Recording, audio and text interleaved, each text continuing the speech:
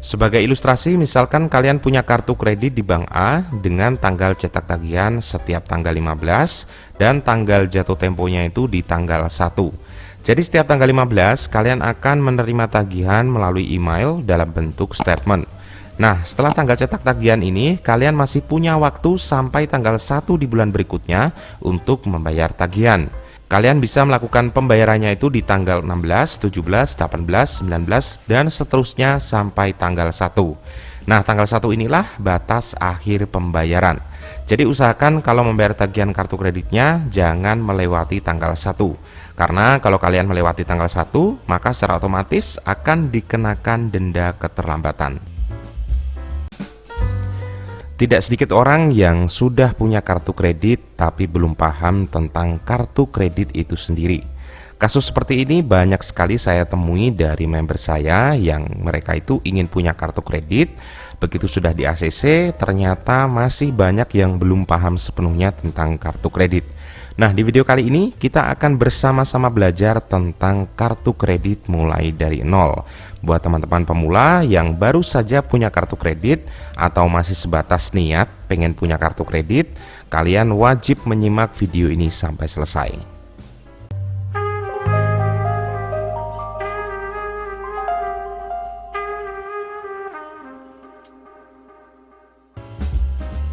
Oke, jadi di sini yang pertama saya akan membahas tentang fungsi dari kartu kredit dan apa sih bedanya dengan kartu debit.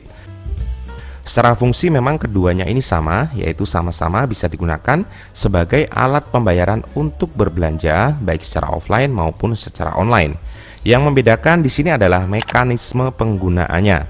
Kalau kartu debit otomatis wajib isi saldo terlebih dahulu dan nantinya saldo itu akan dipotong ketika kita menggunakannya untuk berbelanja. Sedangkan untuk kartu kredit kita bisa langsung menggunakannya untuk berbelanja tanpa harus mengisi saldo. Karena di dalam kartu kredit itu sudah ada nominal uang yang dipinjamkan oleh bank penerbit kartu kredit dalam bentuk limit kredit. Kemudian bank akan mencatat setiap transaksi yang kita lakukan dalam bentuk statement atau tagihan setiap bulan. Kemudian selanjutnya buat teman-teman yang baru saja menggunakan kartu kredit, kalian juga wajib memahami dan memperhatikan dua tanggal sakti yang ada di kartu kredit.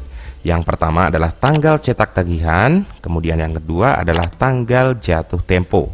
Apa itu tanggal cetak dan tanggal jatuh tempo? Secara sederhananya, tanggal cetak tagihan itu adalah informasi penagihan atau ringkasan fasilitas kredit yang kalian gunakan dalam satu periode bulan. Biasanya ringkasan tagihan ini akan dikirim melalui email dalam bentuk statement. Sedangkan untuk tanggal jatuh tempo adalah batas waktu terakhir untuk kalian melakukan pembayaran. Secara umum setelah tagihan tercetak, kita itu masih punya batas waktu kurang lebih 15 hari untuk melakukan pembayaran. Dan untuk tanggal cetak tagihan ini, setiap bank itu berbeda-beda. Ada yang tanggal cetak tagihannya itu di awal bulan, ada yang di pertengahan bulan, dan ada yang di akhir bulan. Tergantung dari kebijakan masing-masing bank penerbit kartu kredit. Sebagai ilustrasi, misalkan kalian punya kartu kredit di Bank A dengan tanggal cetak tagihan setiap tanggal 15 dan tanggal jatuh temponya itu di tanggal 1. Jadi setiap tanggal 15 kalian akan menerima tagihan melalui email dalam bentuk statement. Nah, setelah tanggal cetak tagihan ini, kalian masih punya waktu sampai tanggal 1 di bulan berikutnya untuk membayar tagihan. Kalian bisa melakukan pembayarannya itu di tanggal 16, 17, 18, 19, dan seterusnya sampai tanggal 1. Nah, tanggal 1 inilah batas akhir pembayaran. Jadi usahakan kalau membayar tagihan kartu kreditnya jangan melewati tanggal 1. Karena kalau kalian melewati tanggal 1, maka secara otomatis akan dikenakan denda keterlambatan. Nah, jadi kalau mau berbelanja dengan menggunakan kartu kredit, usahakan belanjanya itu setelah tanggal 15 atau setelah tanggal cetak tagihan. Dengan tujuan biar tagihannya itu masuk di bulan selanjutnya. Kalau belanjanya di tanggal 14 atau satu hari sebelum tanggal cetak tagihan, itu tagihannya akan langsung masuk pada hari itu juga di tanggal 15. Jadi mengetahui tanggal cetak tagihan itu sangat penting. Selain untuk mengetahui jumlah tagihan kartu kredit yang wajib dibayar, kalian juga bisa mengatur ritme pembelanjaan dengan menggunakan metode pembayaran kartu kredit, biar tagihan kalian tidak menumpuk dan jatuh tempo secara bersamaan. Kemudian selanjutnya yang wajib kalian pahami, terutama bagi pemegang kartu kredit pemula, adalah jenis sistem pembayaran tagihan. Di kartu kredit itu ada 3 jenis sistem pembayaran tagihan yang bisa kalian pilih. Yang pertama ada full payment atau pembayaran penuh, yang kedua ada minimum payment atau pembayaran minimum, dan yang ketiga ada cicilan tetap atau konversi cicilan. Full payment atau pembayaran penuh adalah membayar seluruh total tagihan yang tercetak pada lembar tagihan. Keuntungan yang bisa kalian dapatkan dari full payment ini, selain sama sekali tidak dikenakan bunga, skor kredit kalian itu juga cepat naik, dan itu akan berpengaruh nanti ketika kalian mengajukan kenaikan limit kredit atau pengajuan kartu kredit lagi di bank lain. Sedangkan untuk minimum payment atau pembayaran minimum adalah membayar sejumlah minimum tertentu selambat-lambatnya pada saat jatuh tempo tagihan. Biasanya besaran jumlah minimum yang ditetapkan itu adalah 10% dari total tagihan. Sebagai ilustrasi, misalkan tagihan kartu kredit yang tercetak itu adalah sebesar 10 juta rupiah. Nah, jika tagihan ini dibayar minimum, maka pembayaran yang wajib kalian bayarkan itu adalah minimal 1 juta rupiah atau 10% dari total tagihan. Tapi meskipun pembayaran minimum ini sah dan diperbolehkan, saya sendiri menyarankan untuk tidak sering menggunakan metode pembayaran ini.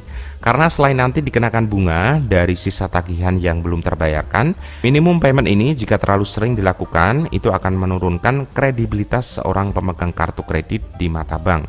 Maka secara otomatis ketika ingin mengajukan kenaikan limit kredit atau pengajuan kartu kredit lagi di bank lain, biasanya akan ditolak. Kemudian selanjutnya sistem pembayaran tagihan kartu kredit dengan cara cicilan tetap atau konversi cicilan. Kebanyakan bank penerbit kartu kredit itu menawarkan sistem pembayaran di mana kalian dapat mengubah total tagihan yang tercetak menjadi cicilan tetap untuk jangka waktu 3 bulan, 6 bulan, atau 12 bulan sesuai dengan kemampuan bayar kalian. Bahkan sekarang ini beberapa bank juga sering menawarkan promo cicilan 0% hingga 12 bulan di beberapa marketplace yang ada di Indonesia. Maka dari itu sistem pembayaran cicilan ini lebih saya rekomendasikan daripada harus melakukan minimum payment. Jadi buat teman-teman yang punya tagihan kartu kredit yang besar, kalau memang tidak mampu membayar penuh tagihan, lebih baik konversi saja tagihannya ke cicilan daripada harus melakukan minimum payment. Oke teman-teman, itu tadi hal-hal mendasar yang wajib dipahami dan diketahui oleh pemegang kartu kredit, khususnya di sini adalah pemula. Sebenarnya masih banyak lagi hal lain yang belum saya bahas tentang kartu kredit, dan nanti saya akan bahasnya pada video selanjutnya. Seperti biasanya, buat yang ingin masuk ruang diskusi, silahkan untuk meninggalkan jejak di kolom komentar. Terima kasih buat yang sudah menyimak dan semoga bermanfaat.